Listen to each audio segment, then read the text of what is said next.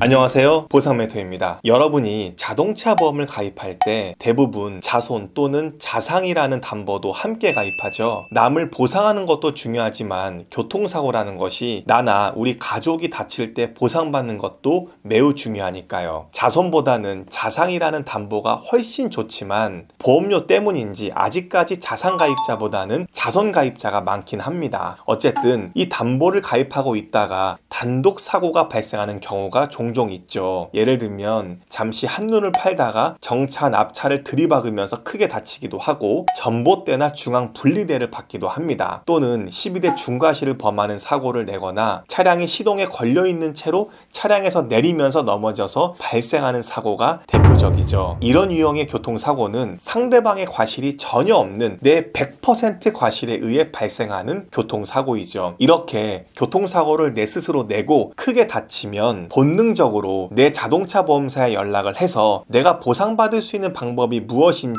문의를 해보고 보험사에서는 여러분에게 자손이 가입되어 있다는 것을 안내해주면서 자손보험 접수가 시작이 되죠. 이때 여러분이 주의할 게 있는데요. 자손보험 접수가 되었다고 해서 여러분이 치료받는 의료기관에 무조건 자동차 지급보증을 먼저 걸어둘 필요가 없습니다. 먼저 건강보험 적용을 받고 난 후에 자손보상을 나중에 받는 겁니다. 무언가 좀 이해가 안 가죠? 여러분 생각에는 이건 뭐 가해자가 없어도 교통사고이니까 어쨌든 자동차 보험으로 접수가 되고 그럼 병원에 지급보증을 걸어 두어야 한다고 생각하겠죠? 사실 대부분의 사람들이 그렇게 하고 있어요. 그런데 그렇게 할 필요가 없다고요. 그렇게 하면 여러분이 오히려 손해입니다. 여러분이 만일 보험료를 적게 내려고 자손 한도를 최소한으로 가입하였다고 생각해보죠. 그리고 여러분 스스로 사고를 내서 어딘가 골절이 되고 수술하고 입원하면서 치료받는데 많아봐야 대략 자손의 부상 한도가 500만 원 전후가 될 겁니다. 500만 원이라는 돈이 커 보이지만 사실 치료받는 데에는 생각보다 그렇게 크지가 않아요. 수술하면 그 수술비만 해도 300만 원이 벌써 훌쩍 넘어가니까요. 여러분 스스로의 치료를 받는데 500만 원 정도의 한도 금액이라면 대부분의 경우 몇 주나 또는 1, 2개월이 지나면 부족해서 나중에는 그 한도가 소진되고 보험사로부터는 더 이상 치료비를 부담해줄 수 없다는 통보를 받게 되거든요. 그리고 그때부터는 건강보험으로 자동으로 넘어가서 그 초과하는 의료비 부분은 내 돈으로 지불하게 되죠. 그런데 이 순서를 거꾸로 해볼게요. 여러분이 건강보험을 우선 적용받는다면 그럼 보통 치료비의 80% 정도를 건강보험공단에서 내주겠죠. 예를 들어 치료비가 500만 원이 나왔다고 하면 내 부담금은 기껏 100만 원 정도밖에 안 될 거예요. 그리고 그 100만 원을 우선 내가 납부하고 나중에 내 자손보험사에 청구해서 돌려받으면 여러분은 500만 원의 치료를 받았지만 자손으로 고작 100만 원을 지불해서 돌려받았으니 아직도 여러분의 한도에는